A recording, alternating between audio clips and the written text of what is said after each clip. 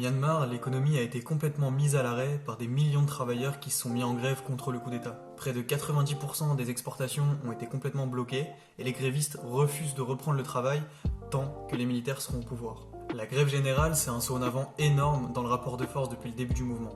Et ça inquiète au plus haut point le gouvernement militaire qui a opéré un tournant répressif sanglant ces derniers jours. La loi martiale, qui autorise les militaires à intervenir aux côtés de la police, a été déclarée à Yangon et dans de nombreuses autres villes du pays. Et maintenant, les militaires n'hésitent plus à ouvrir le feu sur les foules de manifestants. Rien que dans la ville de Yangon, au moins 39 d'entre eux ont été tués par les militaires dimanche dernier, dont 22 dans la zone portuaire et industrielle de la ville où la grève bat son plein. À côté de ça, on sait que des dizaines de fonctionnaires qui ont rejoint le mouvement de grève ont été condamnés à des peines de prison et des dizaines d'autres ont été expulsés de leur logement.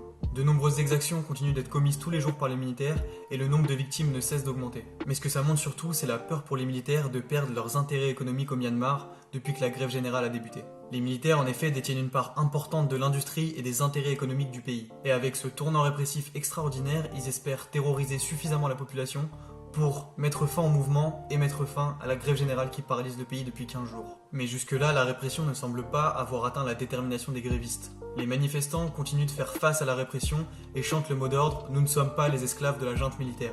Ils considèrent qu'ils n'ont plus rien à perdre face au gouvernement militaire qui participe pleinement à leur exploitation. Désormais, la prochaine étape pour le mouvement qui s'est déjà organisé pour faire face à la répression, ce sera de s'organiser aussi pour faire face à la pénurie qui s'annonce et à l'extrême pauvreté qui touche la grande majorité de la population. Parce qu'en réalité, maintenant que les usines ne produisent plus ni pour les patrons ni pour les militaires, les ouvriers ont le champ libre pour se saisir de tous ces moyens de production et les mettre à profit de tous les besoins essentiels et quotidiens de la population.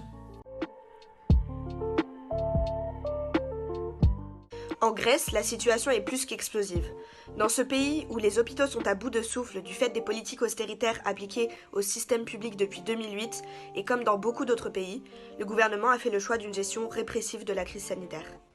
La population subit depuis novembre un confinement strict ainsi qu'un couvre-feu à 21h en semaine et à 19h le week-end. Pour les Grecs, la vie se résume donc depuis plus d'un an à sortir travailler puis rentrer chez eux.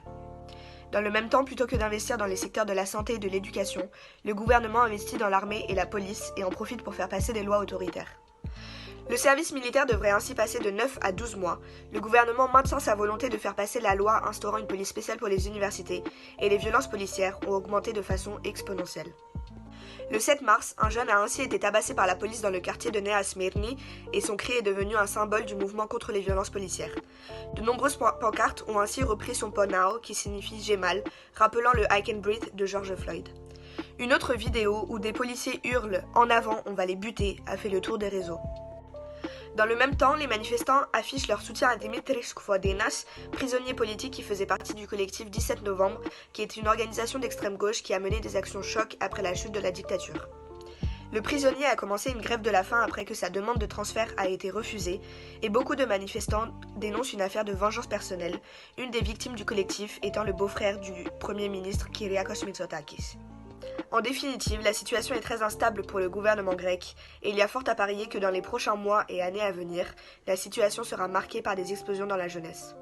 Mais pour que le mouvement aboutisse et ouvre de réelles perspectives, il faudrait qu'il s'élargisse à d'autres secteurs et notamment au mouvement ouvrier.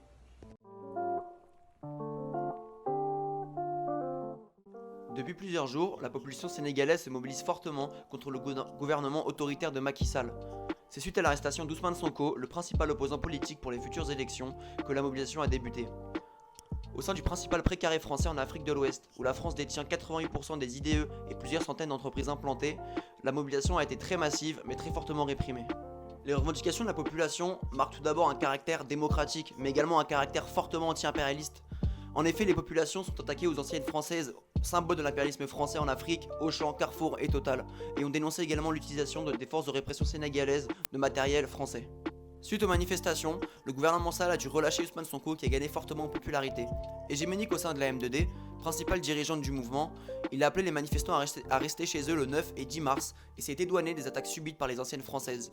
Il a également annulé la marche blanche du 13 mars qui devait rendre hommage à tous les morts depuis le début du mouvement. Une trahison donc pour la cause populaire qui démasque Sonko. Sonko, au sein de son parti le PASTEF, prétend avoir un discours anti-impérialiste. Il affirme vouloir abolir le franc CFA, renégocier les contrats pétroliers et gaziers, réduire les allègements fiscaux pour les grandes entreprises et surtout suivre un développement plus national. Autrement dit, développer une bourgeoisie industrielle nationale.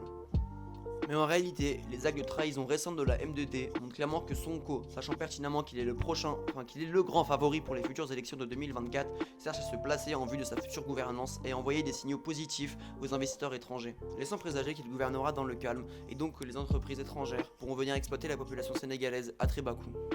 Ce n'est que le début d'un mouvement dont on ne peut déterminer la suite. Les revendications de la population sont le fruit d'une extrême pauvreté dont l'impérialisme français a été le principal acteur. La colère des manifestants ne pourra pas s'éteindre si facilement.